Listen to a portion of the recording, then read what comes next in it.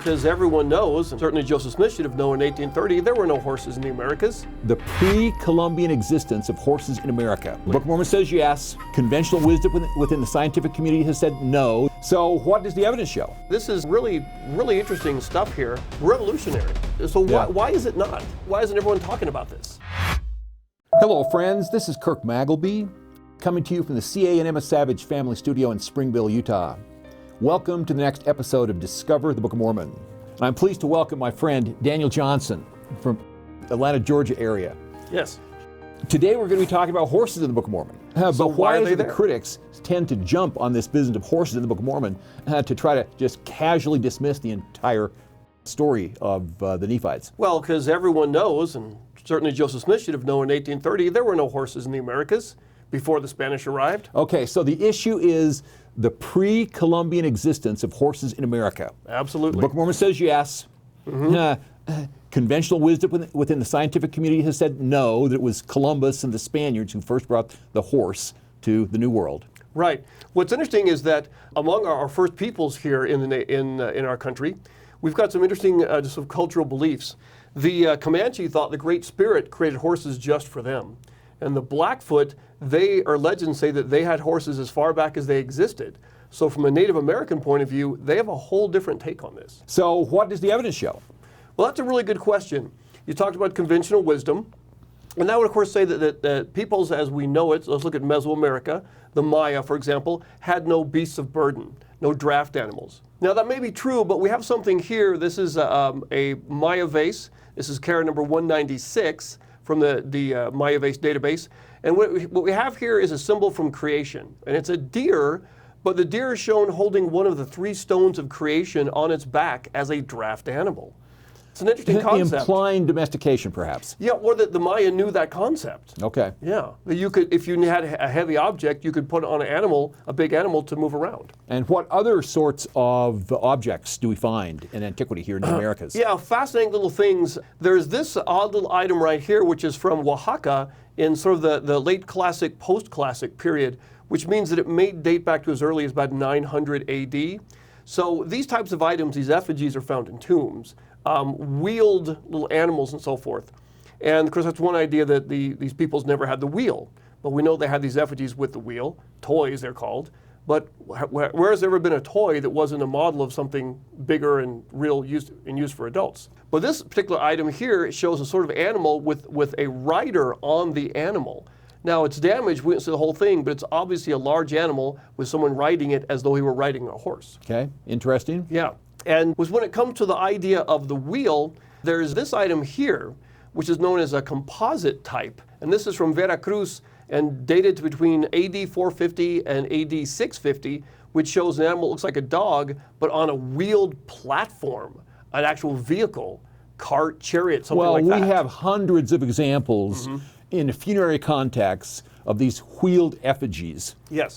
And they're typically referred to in the scientific literature as toys, children's toys, things like that. They clearly had some kind of a cosmological significance. So we've had the wheel, at least at some level, in ancient America. Absolutely. Now what about horses? But horses, that's an interesting question there. And so going back to, say, Native American beliefs, they have myths and legends of the horse all the way back to their origins. I've got here some drawings from, these are petroglyphs, from the Black Mesa area in Cimarron County, Oklahoma. And one of these, as we can see, is obviously a horse. You see a buffalo, you can see some other things as well. What's interesting, we talk about sort of like the prevailing wisdom, is that as researchers look at this, they say, oh, that's a horse, it must be post-conquest. Okay, so there's this quid pro quo going on. Exactly. The mere existence of horse implies post-Columbian. Exactly, and I've even read in papers where in scientific papers, the author will say, if it looks like a horse, then it must be post-contact. Okay. And if it's pre-contact, it can't be a horse. But what do the Native Americans themselves say? Well, again, they say that they've had the horse really for their origins. And the odd thing is that we don't know if that's true, but we know that they had a very important culture of horsemanship from the very beginning. So what is this 1754 Blackfoot? What does that really mean? Yeah, what that means there is that the Blackfoot peoples, when white Europeans first found them in 1754, and you can see how remote that area is, they already had horses and a full bit of horse culture. Okay, so they were horsemen. They Yes. knew how to ride. They knew how to use this animal. They had breeding stock. And they knew how to Absolutely. care for this animal. Absolutely. Okay. We have the Ute from 1700, maybe as far back as 1600, definitely had the horse and a whole culture around that. Okay, so what you're showing me are historical records Absolutely. at point of contact where Europeans writing this stuff down are saying, okay, we encountered these native civilizations and they had the horse. And it's the first time they're seeing them, and they already had the horse. 1684 Tejas. That's right. This is a group kind of in Mexico, and the Missouri natives there had horses and had a good bit of trade going on in 1682. The Arikara, way up there, kind of getting close to Canada, had horses and were trading with other native nations there. It seems like as far back as we're looking, as far back as we get first contact with European explorers, they're finding native nations that already had the horse, and not just had a horse, but had a whole culture based around it. And then what do we find in the American Southwest? Because we had the Spaniards coming to California quite early. Yeah, so down here, and so in the Mexico area, here we have the Sonora Valley. We have a group here, 1567, that are shown to have horses there. And again, quite early right there. They were practiced horsemen, very experienced at a very early time. Now we're into the 16th century. And so, but still, Columbus brought horses in 1492. Mm-hmm. We had a series of European expeditions coming in the early 1500s. Right. And so all of these potentially could have been from European stock that was brought over. You know, it could have been, but if you look at the Spanish records, a couple of things really pop out. One is that the Spanish and Portuguese, they were really big on having solid color horses and specifically stallions. They wanted stallions and stallions only for their expeditions. And the greatest number that I've seen, like say 550 plus stallions, 2 mares. Right? So they're not bringing over numbers that are really conducive to having a breeding population. And also, especially with these first expeditions, what they're saying is their horses died. They died on the voyage. They were killed in battle. In some cases, the expeditions were in such bad straits, they killed their horses to eat them and make jerky out of them. And in one expedition that I know of, the Spanish left a tiny handful of horses as they were escaping and saw all of them being killed by the natives. But nonetheless, the critics of the Book of Mormon, traditional scientists, people that are trying to defend the status quo are still going to say all the horses that we've found here among the Plains tribes throughout the Native American civilizations within North America could have potentially come from the Spaniards. They say that, but you said defending the status quo. And again, as I look at the records, it seems very unlikely that horses survived. And again, if you've got, 500 stallions and 1 or 2 mares, those aren't good odds. Well, we do have the natives who are saying we never did not have the horse. We've always had the horse. Exactly. But do we have hard evidence from any other part of the Americas that actually shows horse remains? That's really interesting that you would ask about that. So right here we're looking at the Yucatan and Mesoamerica right there. And the Yucatan Peninsula specifically, we have the Loltun Cave. Really interesting cave system I've been to. And there have been digs there that have found horse and other megafauna remains. And in one case specifically, they've done some carbon dating, which is pretty rare for this type of thing. And they've dated this to 1805 BC. Okay, so we have scientific evidence of the horse in the Loltun Cave. Now, a cave is going to be a very natural environment for the preservation of skeletal remains. Osteomaterial is going to hang around in a cave environment longer than it will in most other environments. Yeah, and so that's where we find them, and others have been found in caves in the Yucatan Peninsula. Now, if you're talking about just kind of where else have we found, say, really hard evidence, there's something here at San Luis Potosi up in northern Mexico, and I think you might know a good bit about that. Yeah, I'll tell you that story here in just a minute. Okay. Because Wade Miller came to me at one time and said, Kirk, I think we can demonstrate the existence of pre-Columbian horses north of San Luis Potosi in Mexico. Wow. And we jumped on board with that. And we'll get to the scientific report here momentarily. Okay. And we also have, there's a late classic site called Mayapan in the Yucatan Peninsula. The last of the really strong Maya polities in the Yucatan. Absolutely. And so what's interesting is that there are horse remains found in a cenote in Mayapan. And Mayapan's time frame is this 1020 to 1440 AD. So we're beginning to have archaeological, paleontological, hard scientific, peer-reviewed journal sorts of evidence now of horse remains. You'd think so, and they're out there, and some of the stuff goes back really to the late 1800s, but no one really seems to be talking about it. So speaking of that specifically, there was a guy named Mercer, and so Edward Mercer went to the Yucatan and did a lot of excavations in caves, hoping to find traces of prehistoric habitation. And he wrote about his findings in this book called The Hill Caves of Yucatan. He didn't find what he was looking for, but in those caves in the Yucatan, he did find some horse remains, teeth and bones and so forth. And using the prevailing thought of the day, he said, oh, well, these are modern horses. These clearly had to be European. Yeah, equus equus. And he just left it at that. What we find out is that there were many extinct varieties of horses, and it's hard to tell the difference. Later paleontologists have looked at the finds and said, no, these aren't equus equus. These are extinct horse. There are some known as equus conversidens and equus, tough word, right? Yep, Equus mexicanus. Equus mexicanus, right? Yep. So we have this idea of horses that lived in this area but have gone extinct. Okay, so what you're really saying is, at the time of Spanish conquest, when we have Columbus coming over and all the conquistadores that followed him, there really were no horses. And the Spanish did bring the horse, and this was a novelty to the Native Americans that they encountered. Yeah, that's exactly what the historical record says. But what we're finding in the paleontological record is that prior to that, during Pre-Columbian times, including during Book of Mormon Pre-Columbian times, we really did have horses, but they were the horses that had gone extinct by the time the Europeans came. Absolutely, and of course the Europeans had no idea about this. They didn't see any horses. The Maya and the Aztecs seemed quite, scared of, oblivious, or awed about the horses that the Spanish brought. So it wasn't something that they knew about. But if we keep looking at things in the Journal of Mammalogy, this was published in 1957, talks about these horse remains found in a cenote in Mayapan. So we have here we have Mayapan, we have the cenote right there. Big thing among the cities in the Yucatan Peninsula, as the cenotes were sacred ceremonial places, but also a source of water. So whenever you had a cenote, you'd have a city built up around it usually. And so we have here from the Carnegie Institute, we have the remains of those horses right there. And not much has been done about it, but the write-up on them says that they were just from a pre-Maya time.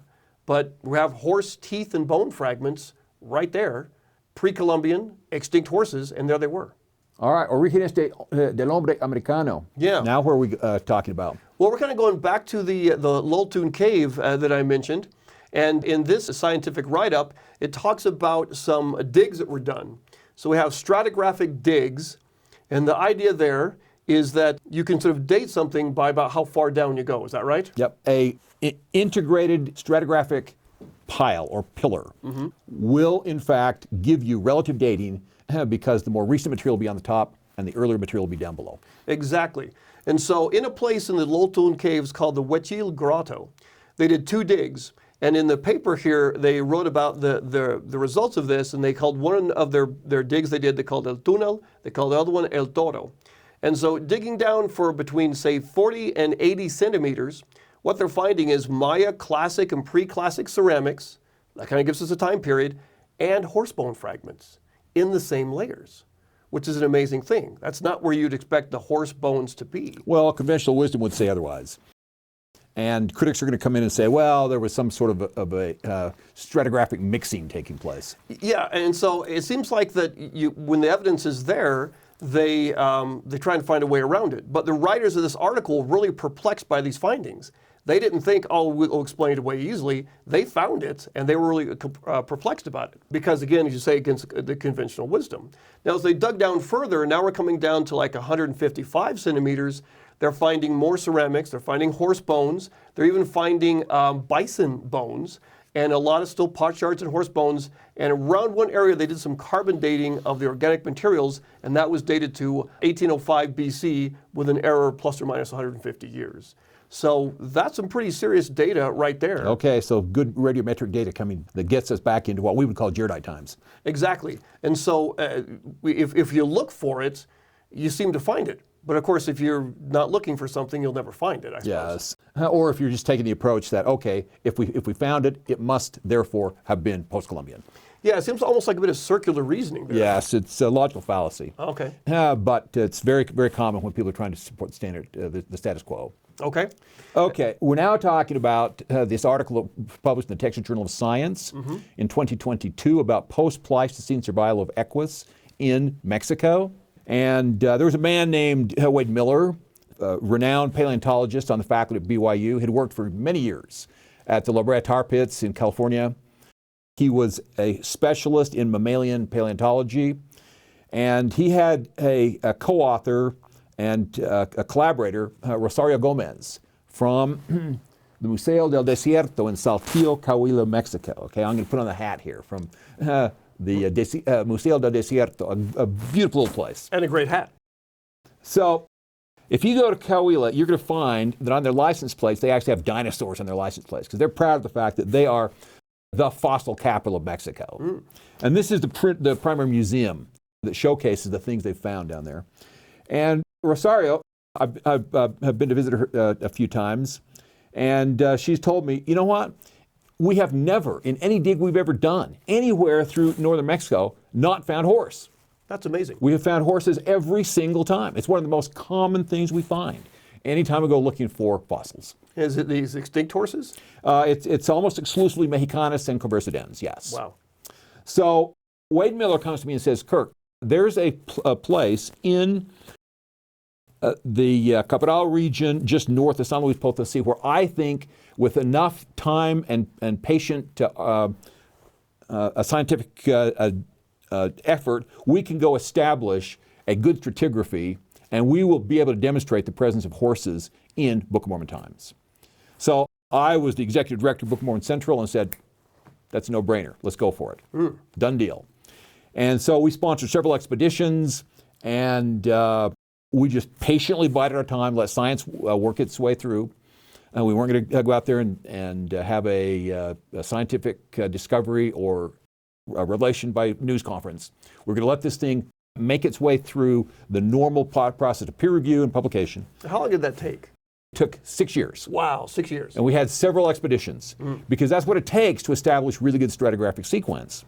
Now, notice where on this particular article the specialists are coming from. We've got BYU, that's Wade Miller. We've got the Department of Archaeology at the University of San Luis Potosí, which is one of the top 5 universities in Mexico, a source of reliable scholarship. We've then got the Mammoth site in South Dakota, which is a well-known megafauna paleontology site. That's where Jim Mead is coming from, that was part of this team. We then have the Museo del Desierto, which is the hat I'm wearing. That's Rosario Gomez.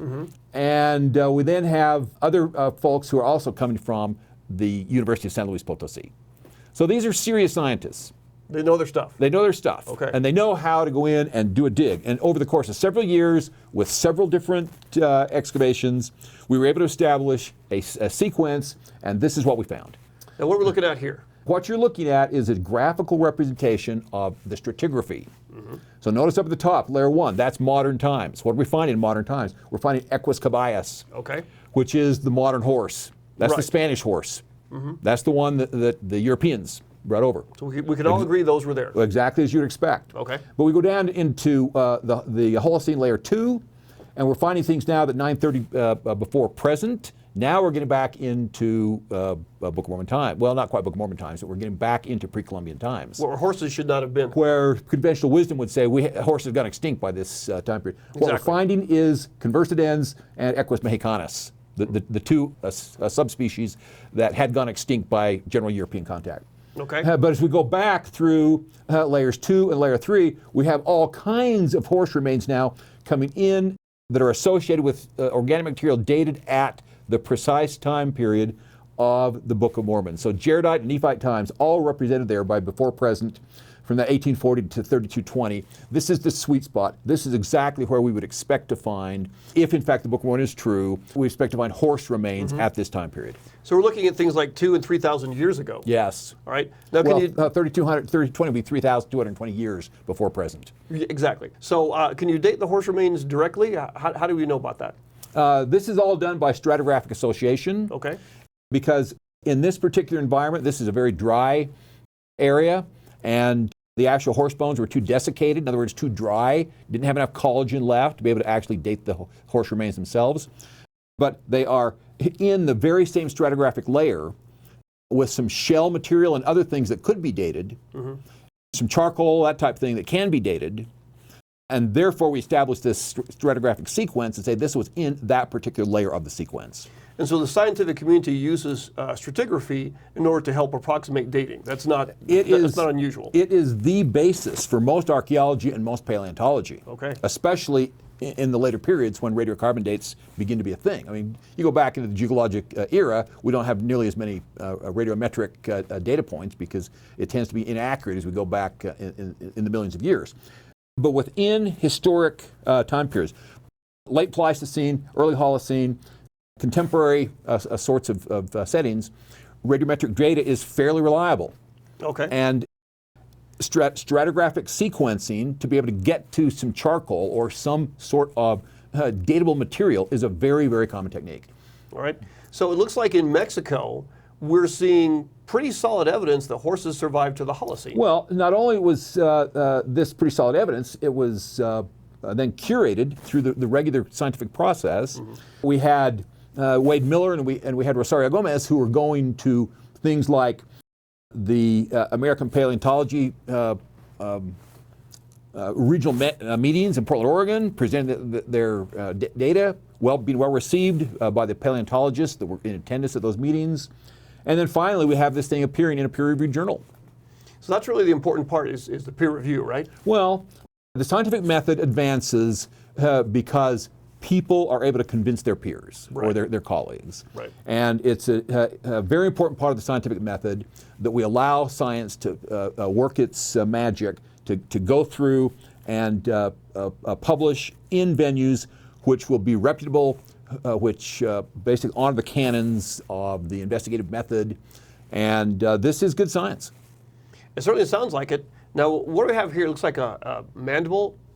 Yeah, that would be a jawbone Okay. from one of the horses that came out of the San Luis Potosi dig. From these digs. All right, yeah, I can look at that and kind of recognize it right away. So this is really, really interesting stuff here. Revolutionary, right? So Well, it should be. It should. So Yeah. why is it not? Why isn't everyone talking about this? Well, the reason why horses are an anathematic subject among the scholarly community is because scholars love to have established canons. The Ice Age, okay, that's a hard and fast limitation. Megafauna did not survive the Ice Age. That's just a conventional wisdom. It's That's the status a quo. pretty definite statement to make, though. Well, obviously there are holes in that, and we're finding more and more examples. We've got DNA in the permafrost up in Alaska that shows that there was post-Pleistocene survival of megafauna, horses as well as some mammoth and so forth. But it's this whole notion of upsetting the apple cart, of replacing the scholarly consensus. So when we have Copernicus that comes in and says, you know what, this is not the sun revolving around the earth, it's the earth revolving around the sun. That was such a complete revolution in scientific thinking that it took many, many years in order for that, even though it had extraordinarily solid data, but it took a long time for that to gradually percolate throughout the Renaissance scientific community. The same thing is going to happen here with horses. But what we're seeing is the pattern, we're seeing the trend. Okay. So science tends to move slowly. It does tend to be fairly inertia bound. And, you know, that's a good thing because we're not going to go off and just chase every little rabbit down every little hole. Exactly. But in a measured, peer-reviewed, kind of a sensible way, science will eventually advance. And what we're finding is that this whole business of, okay, there simply could not have been horses in the Americas in Book of Mormon times, therefore, slam dunk, the Book of Mormon is a fraud. is a false notion. It commits several important, or rather obvious, logical fallacies. Okay, such as? So, for instance, we've got here, this is my list of logical fallacies, okay? All right. That's a big list, looks like. It's a huge list.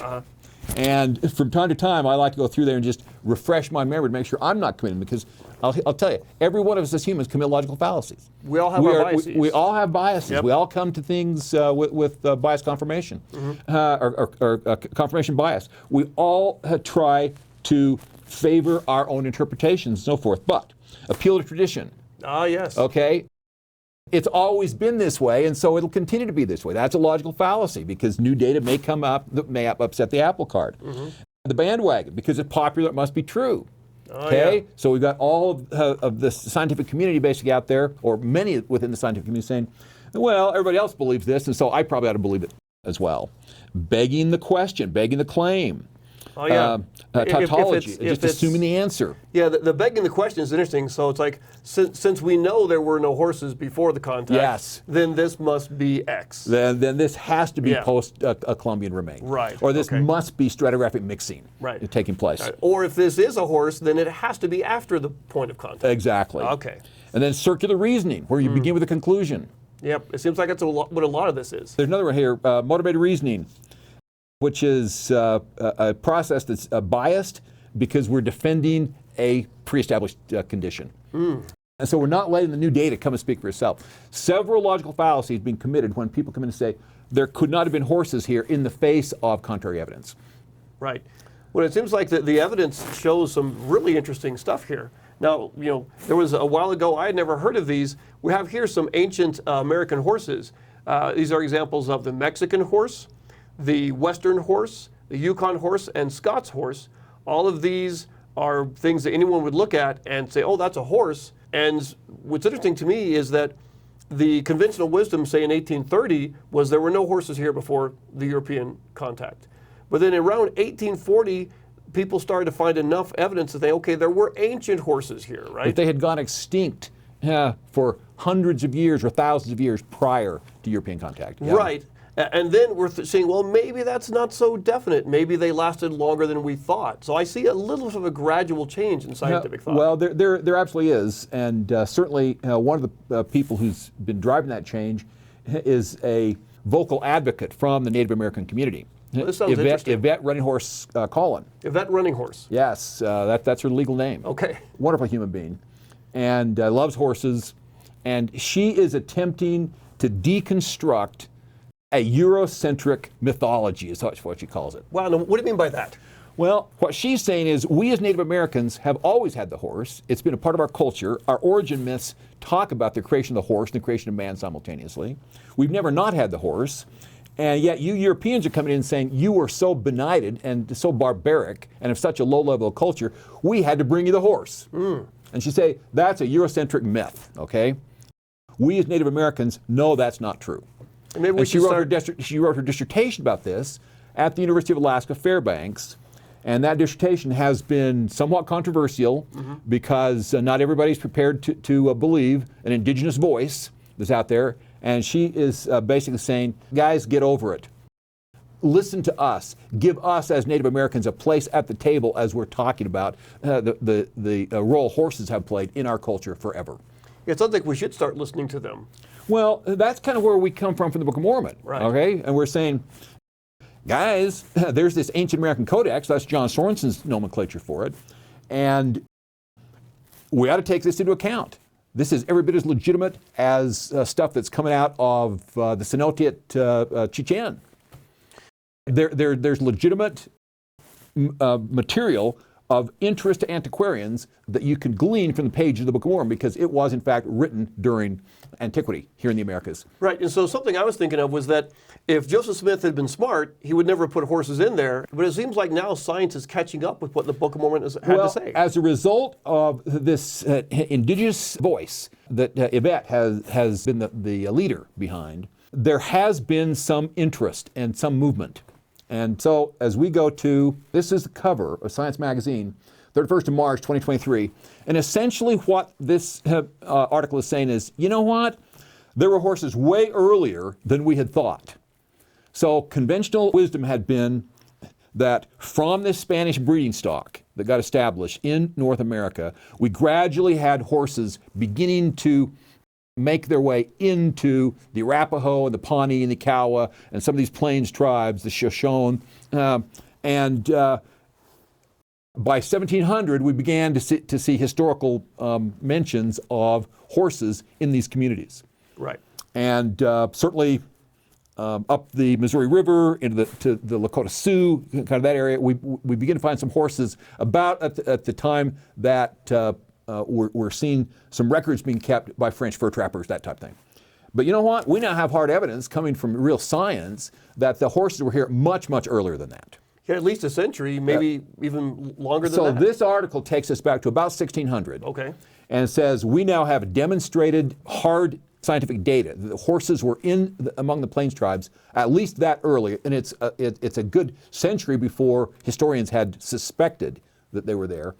And it opens the door to maybe they were even there before then. And so there's all kinds of sort of possibilities and new horizons that are potential here because of this data. Some of it's coming from Alaska, DNA in the permafrost. Some of it's coming from places like we've talked about in Mexico, where we actually got horse remains that have been dated. And some of it's coming from similar sorts of excavations taking place now across the middle part of America. You know, it's fascinating. It makes me think of something, a horse that I've known about for a while and tried to figure out, a horse that's called the Bashkir Curly. And really, it's a unique horse, kind of known for this very thick, curly-coated coat, tends to be hypoallergenic. The crazy thing about it is this horse was first found by a rancher in Eureka, Nevada in the early 20th century. My heavens, the 1900s. Yes, 1900s. And the belief was that it must have been, connected to some sort of horse brought here, but they kind of connected it to a region of Russia, and they call it the Bashkir Curly, and they thought it was descended from the Bashkir horse of Russia. We know that, of course, Russians came over to the Pacific coast and established communities Well, they made it there. as far as Sitka, Alaska. Yeah, exactly. And down that Pacific coast of what's today Western Canada. Exactly. So that was the prevailing thought, but there's some genetic studies have been done, and it showed that this curly horse in the Americas doesn't really seem to have any connection to the Bashkir horse in Russia. Oh, interesting. So the question is, where did this horse come from? There are actually some horse registries that want to rename this horse the North American Curly, and they think that perhaps it has been in the Americas all along and just survived in tiny pockets to where it wasn't found until the early 1900s. Interesting. So the bottom line here is the door's wide open. There are all kinds of tantalizing possibilities, and we do have some very, very good hard data that does show we had horses in the Americas in pre-Columbian times and as far back as Nephite and Jaredite times. Exactly. The real question is, who wants to really look for this and accept the data and maybe study it further? Yeah. Well, Daniel, thank you so much. It's been a pleasure. Let's do this again sometime. Absolutely. Always ready.